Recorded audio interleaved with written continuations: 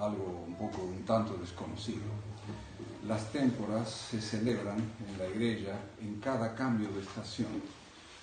Vean ustedes que a partir de ontem empezó a primavera aquí, en el hemisferio sur, y entonces la iglesia pone estos 3 días, son la cuarta-feira, sábado y domingo, con el fin de disponer, son días en el fondo de penitencia, para conseguir mayores gracias, y eso lo hacían especialmente, por ejemplo, para que en la primavera llegue la lluvia y los campos sean fértiles, etc. Y es una boa costumbre de hacer en estos días un poco de jejum, y es por eso que, entre otras cosas, se suspendió la carne en el festejo de esta noche. Días pasados me preguntaba una persona qué libros recomendaba para la vida espiritual, para orientar espiritualmente a alguien. Y yo le contesté que el libro básico, el libro que tal vez es de los más esquecidos, tal vez han tenido como poca cosa, es el catecismo. El catecismo, si ustedes lo analizan, es el libro clave para orientar una vida. Si yo le pregunto a un menino, Dios, ¿para qué te ha creado? Si yo le pregunto a algún adulto aquí, quizás el adulto no me va a saber responder. Pero un niño me va a decir, sí, Dios me ha creado para conocer, amar y servir a Dios, y por esto salvar el alma. Y esta contestación, que es tan elemental, si ustedes hacen esta pregunta a la gente que no lee el catecismo, van a ver que van a escuchar muchas asneras. Hemos nacido para ser felices, te van a decir unos. Hemos nacido para, no sé, para los placeres, para las riquezas, para miles de cosas. Mas pocos te van a decir que hemos sido creados para conocer, amar y servir a Dios. Y por esto salvar el alma. Y esto, que es una cosa que aparentemente es muy simple, es algo que marca la trayectoria de una vida. Cuando las personas, uno conoce gente, y, qué sé yo, de más de 20, 30, 40 años, 50, y a veces uno ve la gente desnorteada, haciendo las asneras más grandes, yendo para los lugares en donde no tendrían que ir, etc., haciendo una vida que es totalmente desordenada. Y uno dice, ¿por qué? ¿Y por qué no conocieron esta respuesta? Porque no sabían que tenían un alma que salvar. No sabían que tenían que conocer a Dios. Y en ese conocimiento de Dios, porque no se puede amar lo que no se conoce, nace el amor a Dios y nace el deseo de alcanzar a Dios. Si hoy en día a la gente no les importa vivir como animalitos, es porque no han conocido esa respuesta. Y es por eso tan importante el catecismo. Y algunos dirán, no, yo ya estudié el catecismo y bueno, ¿por qué el catecismo y no la Sagrada Escritura? La Sagrada Escritura es fundamental, por supuesto, pero el catecismo es un poco la mistura entre la Sagrada Escritura y el magisterio de la Iglesia. El catecismo te da la síntesis. Hay veces en que yo siempre recomiendo, cuando termines un catecismo, el más elemental, por ejemplo, el catecismo de Astete, pasa al catecismo de San Pío X. Una vez que sabes el de San Pío X, pasa al catecismo romano, que es el catecismo del Concilio de Trento. Pero nunca dejen de releer el catecismo. Porque, repito, está sintetizada toda la sabiduría de la Iglesia en ese pequeño librito del catecismo. Y por eso ontem disculpen que estuve tal vez un poco, pierdo un poco la paciencia cuando veo catecismos heréticos.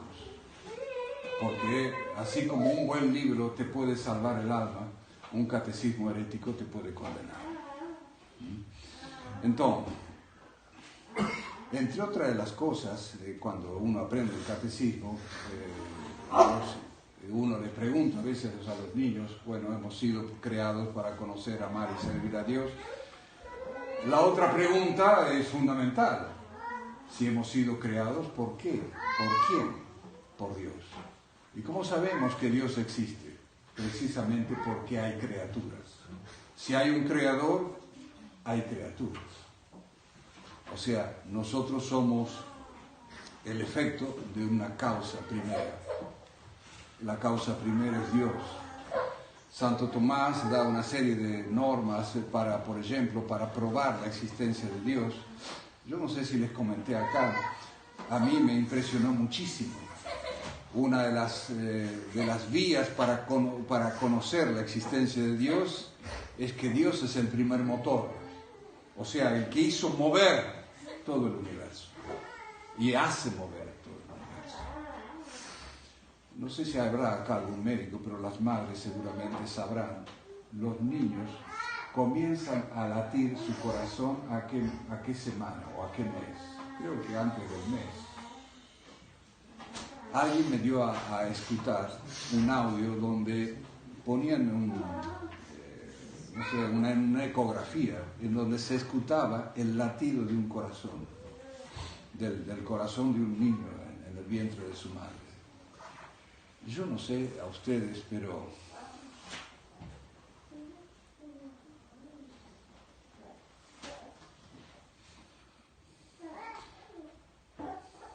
¿de dónde sale el primer latido?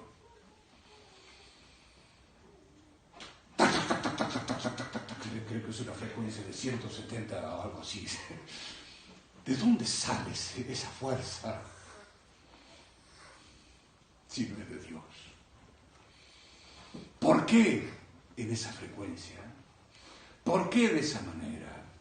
¿Por qué? Porque está todo ordenado para que esa crianza nazca y después esa frecuencia se merma y hasta que se normaliza en 80, en 100 y así en la vida del ser humano se mantiene en un movimiento que está perfectamente planificado. No es casualidad todo eso. Pensar que eso es casualidad es el sumo de la necedad. Y por eso que hay un salmo que dice, hay dos salmos que dice, él dice el necio en su corazón, no hay Dios. Porque son tan grandes las muestras de la existencia de Dios. Son tan grandes las perfecciones, la muestra de la perfección del Creador. Que uno, si dice Dios no existe, realmente hay que ser necio. Entonces, queridos fieles, tengamos siempre, por un lado, presente el de meditar en esas verdades elementales que nos trae el catecismo. Y una de las verdades elementales que nos trae el catecismo, que está tomada del Evangelio, es: donde está tu tesoro, está tu corazón. Donde está tu tesoro, está tu corazón. Cuando comenzamos a saber lo que es Dios, ese saber elemental de la deidad y de la perfección de la criatura, etc., que hay en las criaturas como una asignatura de la perfección de Dios, uno necesariamente lleva a amar a Dios. Y ese amor a Dios es lo que nos mueve y nos perfecciona en todos los aspectos, y es el gran tesoro que debemos tener en nuestro corazón, el querer conocer y amarlo cada vez más, porque eso es lo que me va a permitir tener una vida ordenada. Si yo me esquezo del amor de Dios, voy a tener necesariamente que terminar amando la criatura, y la criatura es una cosa temporal. la criatura es una cosa que no me va a llenar la aspiración de eternidad que tiene mi alma. Y es por eso la importancia de que tengamos siempre atesorando en nuestro corazón esa idea, que Dios sea nuestro tesoro. Todo lo demás, absolutamente todo, es secundario. Al punto tal de que incluso en el Evangelio Jesucristo dice: aquel que ama más a su padre o a su madre, a su hijo, más que a mí, no es digno de mí. Porque todo lo demás es creado, es contingente, puede haber estado o no estar, es perfectible, son cosas, criaturas que tienen su grado de imperfección. Entonces, no poner nuestro corazón en las cosas creadas y ponerlas en Dios, increado, eterno, sapientísimo, omnipotente. Entonces, queridos gays, donde está vuestro tesoro está tu corazón.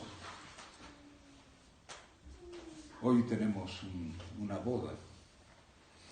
¿Y qué tendrá que ver esta clase de catecismo, si se quiere, con una boda? Precisamente porque en la boda vamos a poner en práctica un sacramento, que es el sacramento del matrimonio.